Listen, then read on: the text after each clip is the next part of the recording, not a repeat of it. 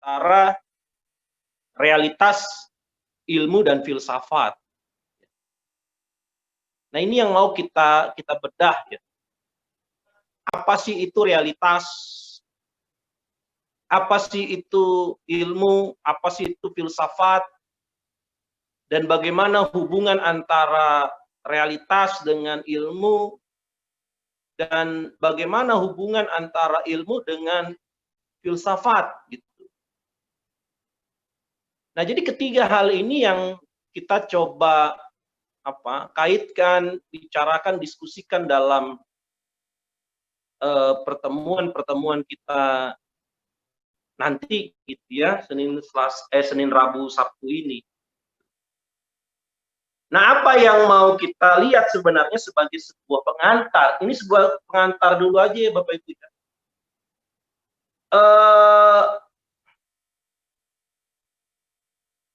Saya biasa mulai untuk memahami ini, bagaimana melihat ketiga hal ini sebenarnya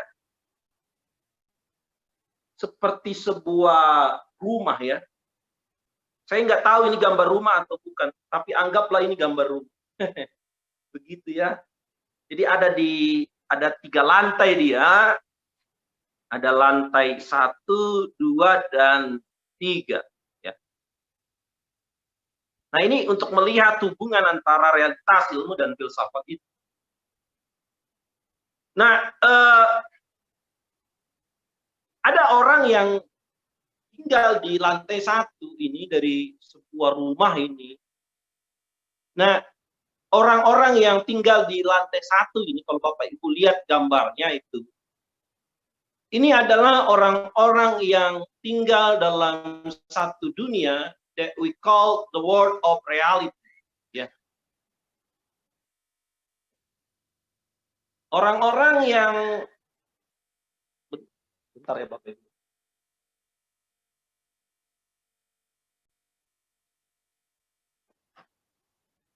Orang-orang yang tinggal dalam dunia yang disebut dengan dunia realitas. Ini dunia realitas. Tas ini, orang yang tinggal di lantai 1 ini, bahwa mereka memiliki satu konteks ya. Ada konteks dalam dunia realitas yang bisa kita temui dan kita lihat. Nah, setidaknya ada 2 hal atau 2 konteks di dalam dunia realitas, termasuk ketika menguji disertasi. Banyak sekali mahasiswa, bahkan mahasiswa dokter, untuk menjelaskan tentang masalah dalam disertasinya. Ya. Nah, nanti kita kaitkan itu dengan ilmu ya. Kenapa gagal? Ya karena konsepnya nggak matang. Ya. Misalnya kalau Bapak Ibu meneliti tentang, katakanlah variabel terikatnya adalah kedewasaan rohani, misalnya ya. Kalau doktoral nggak tahu saya, kayaknya minimal 4 variabel ya. Kalau dia kuanti, 3 variabel bebas, 1 variabel terikat. Jadi X1, X2, X3, dan 1 variabel Y, variabel terikat. Saya nggak tahu kalau di STT-ikat dia harusnya sih 4 variabel ya. Nah, yang menjadi masalah itu dalam satu penelitian, dia bukan terletak pada, ya ini sekedar sharing ya, bukan bermaksud mengajari, saya pikir Bapak Ibu sudah tahu. Yang menjadi masalah dalam satu penelitian, variabel utamanya itu bukan X.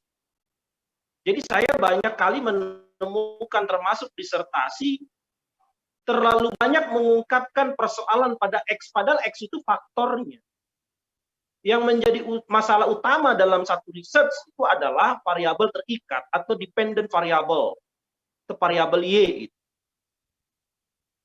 Nah, katakanlah variabel terikatnya adalah kedewasaan rohani.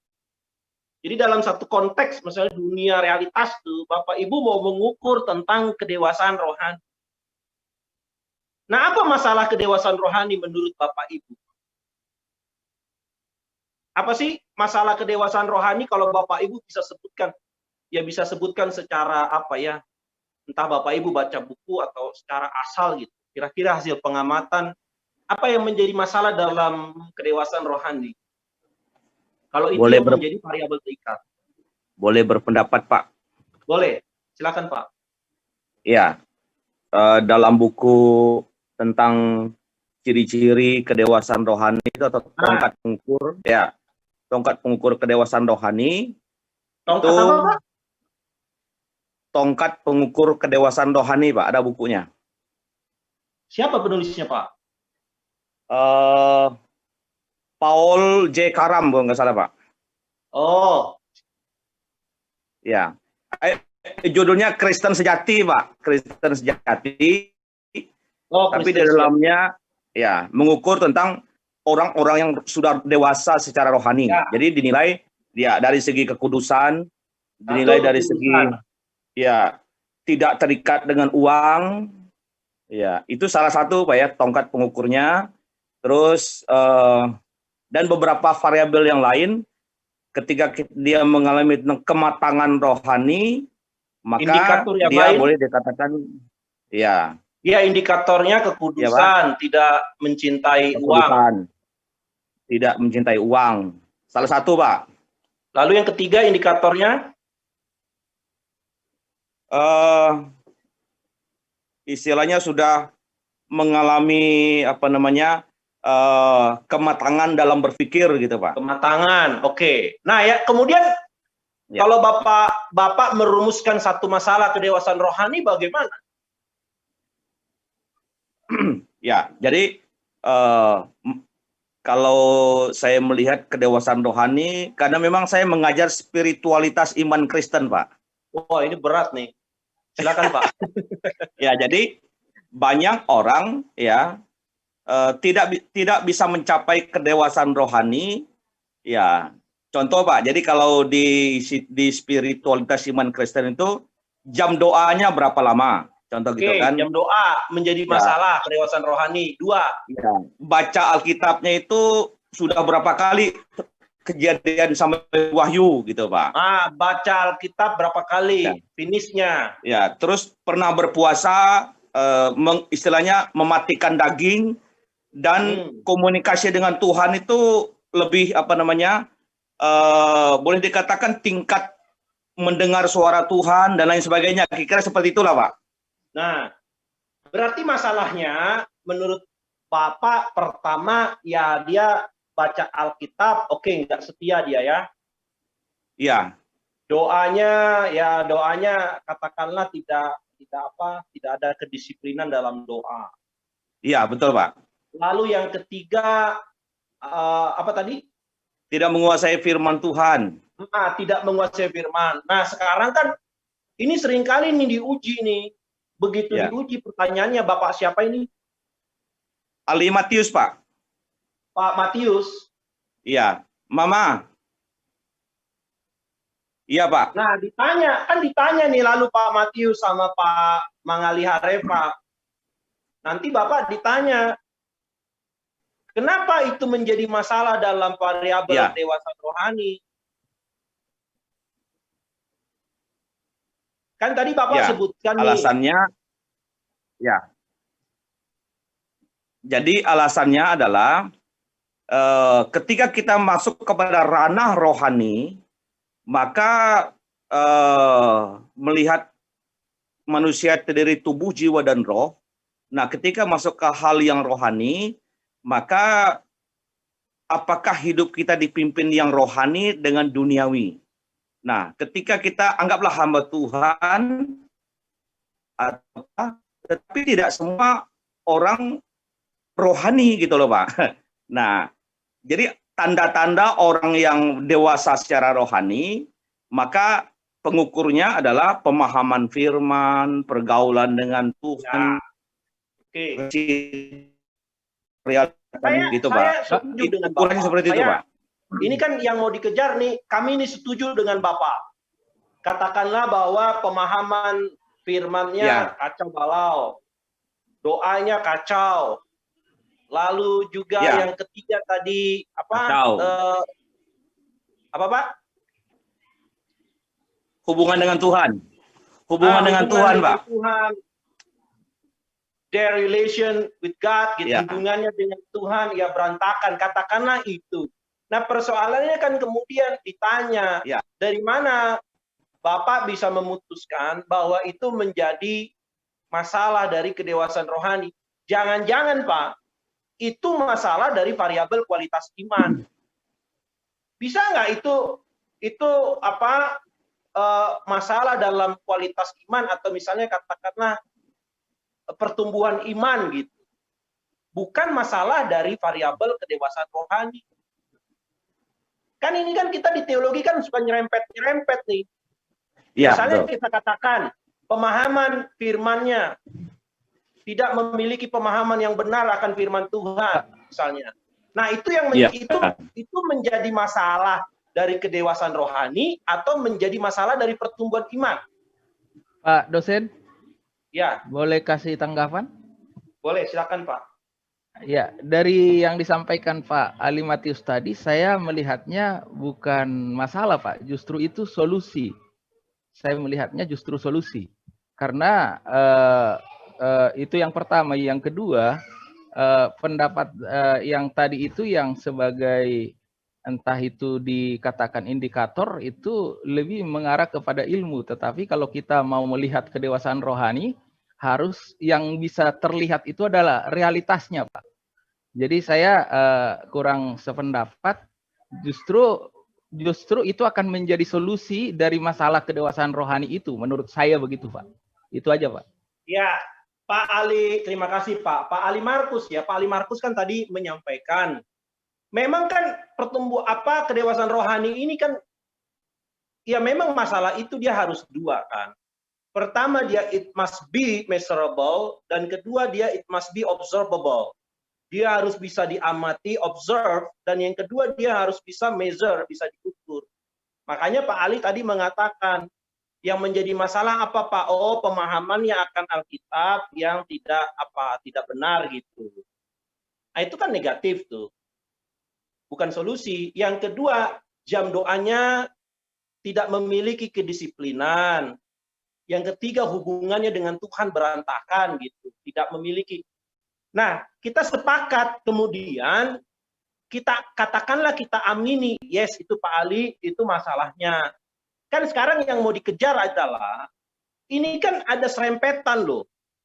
Jangan-jangan tidak memiliki pemahaman yang benar akan Alkitab itu bukan masalah dalam kedewasaan rohani. Jangan-jangan dia masalah dalam variabel atau dari variabel yang lain. Yaitu masalah dari misalnya pertumbuhan iman gitu. Nah, kenapa kemudian Pak Ali misalnya tetap apa ya, bukan ngotot ya, tetap yakin, enggak Pak, itu bukan masalah dari variabel pertumbuhan iman, tapi itu masalah dalam kedewasaan rohani. Nah, itu kan yang mau dikejar gitu.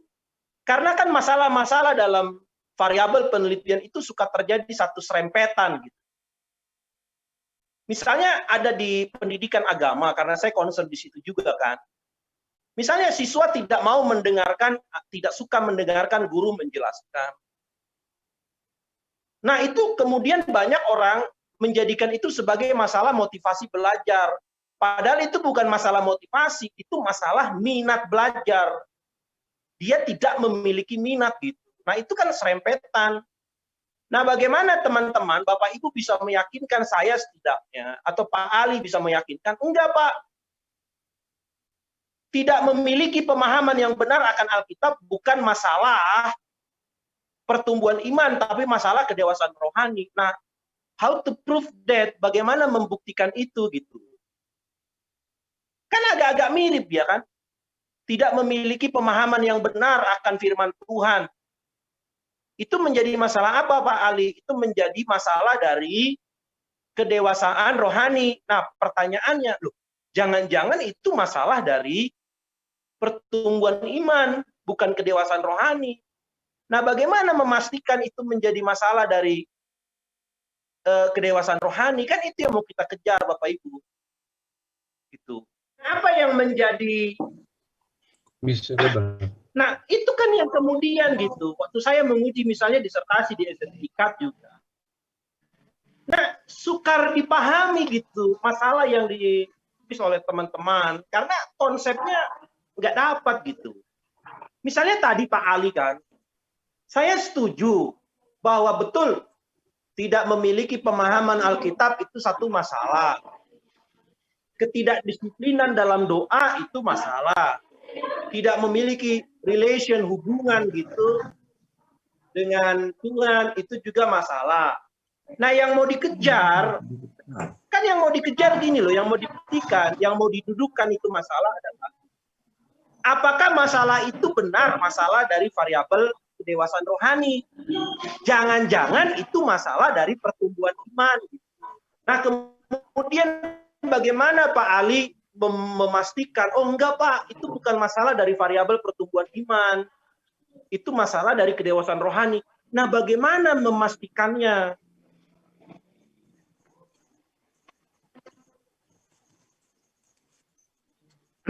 Bagaimana membuktikan hasil pengamatan kita terhadap realitas itu merupakan masalah dari variabel yang kita teliti gitu. Nicholas, mana Pak? SPSS lagi nih berarti. Mana yang menjadi bagian yang harus kita teliti? Demikian menurut pendapat saya, dosen. Terima kasih. Mantap, Pak. Terima kasih, Pak. Ya, sedikit banyak hampir sama dengan Pak Nicholas. Ya, betul. Ya, konsep ilmiah dari masalah itu. Tadi kan kita sudah sepakat. Apa sih yang memberikan jawaban? Masalah secara ilmiah itu adalah gap, jarak antara das Sollen dengan das Sein, atau jarak antara harapan dengan kenyataan. Nah, dari mana kita tahu kenyataan itu yang kita amati, kita ukur, atau kita wawancarai narasumber itu menjadi satu masalah? Nah, karena kita sudah terlebih dahulu memiliki harapan. Loh, bagaimana kita tahu bahwa kenyataan itu menyimpang dari harapan kalau kita belum punya harapan? Nah, Bapak Ibu makanya terlebih dahulu bukan menemukan masalah, tapi yang pertama harus menemukan harapan. Kalau kita kembali kepada persoalan tadi, bagaimana kita tahu, Pak, misalnya tidak memiliki pemahaman yang benar akan firman Tuhan, tidak memiliki kedisiplinan berdoa, tidak memiliki hubungan yang baik dengan Tuhan, itu menjadi masalah dari kedewasaan rohani. Nah, karena masalah-masalah yang tadi kita sebut itu tidak sesuai dengan harapan. Nah, harapannya dari mana? Tadi Bapak-Bapak sudah menyebutkan dari landasan teori, dari pendapat pakar, pendapat ahli, termasuk dari apa yang Bapak Ibu kaji, dari mana? Dari Alkitab. Apa kata Alkitab tentang kedewasaan rohani? Itulah kemudian yang menjadi harapan. Misalnya, tadi itu Paul Karam, saya belum juga pernah lihat bukunya, katakanlah dia mengatakan, apa tadi, hidup kudus, tidak mencintai uang, memiliki hubungan yang benar dengan Tuhan. Nah, apa yang disampaikan oleh pakar itu, tentu pakarnya ada beberapa pakar dan ahli ya.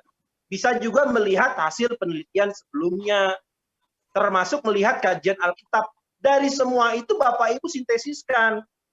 Lalu setelah punya harapan, Bapak Ibu bawa ke tempat penelitian. Lihat tuh jemaat, kalau misalnya gereja yang menjadi tempat penelitian Bapak Ibu amati, ini jemaat hidupnya kudus nggak?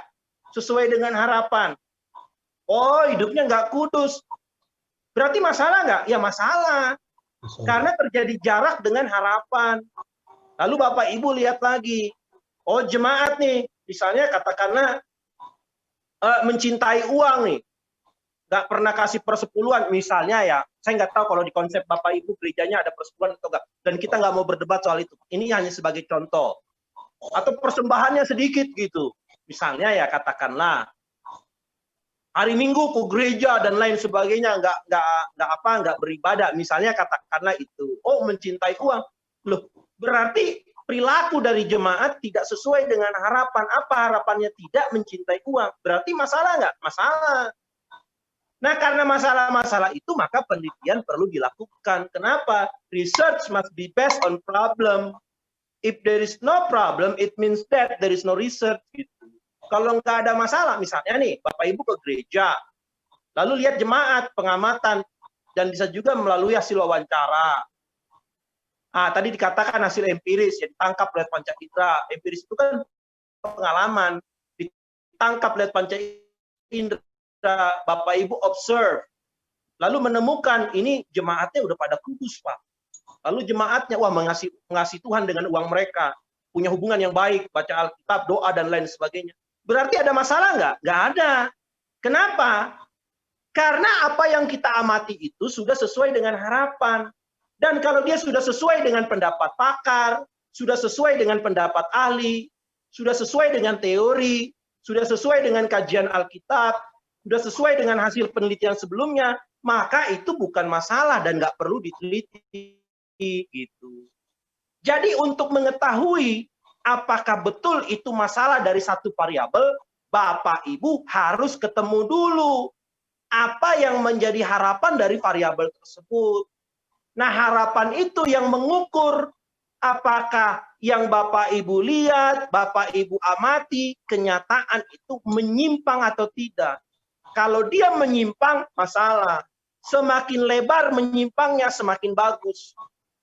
Semakin jauh menyimpangnya, semakin keren disertasinya. Tapi kalau nggak menyimpang, kalau sesuai dengan harapan, kalau modelnya mirip dengan harapan, dengan teori, kajian pakar, dan lain sebagainya, maka nggak perlu diteliti karena nggak ada masalah. Gitu Pak Ali.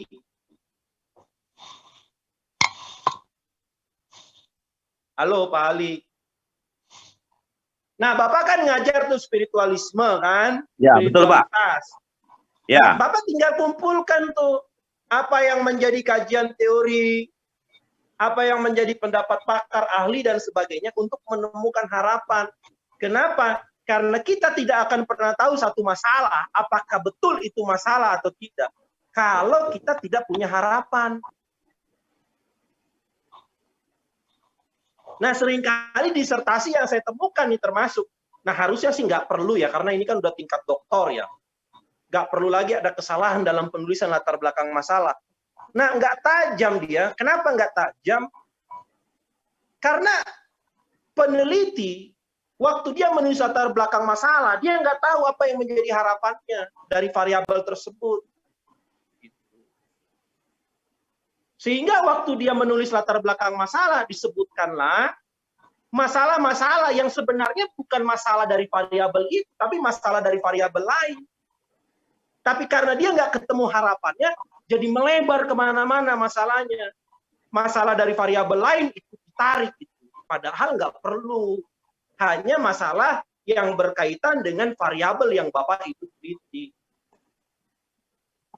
Nah, makanya modelnya ya, menurut saya penelitian modelnya ya, betul tadi Pak siapa itu menyampaikan. Saya bilang bukan dari bab 1 baru bab 2 loh Pak. Menurut saya ya. Tapi kalau menurut saya dalam penelitian ini, Bapak Ibu harus setidaknya 50-60% menyelesaikan dulu bab 2-nya, baru balik ke bab 1. Karena di bab 2 itu berisi nanti konsep, kajian teori, dan lain sebagainya. Udah ketemu, baru Bapak Ibu bisa lihat latar belakang masalahnya. Karena kalau nggak ketemu harapannya, Bapak Ibu nggak tahu pendapat pakar apa, sintesisnya nggak tahu, pendapat ahli nggak tahu, kajian Alkitab nggak tahu. Terus bagaimana kita memutuskan bahwa itu masalah dari variabel yang kita teliti?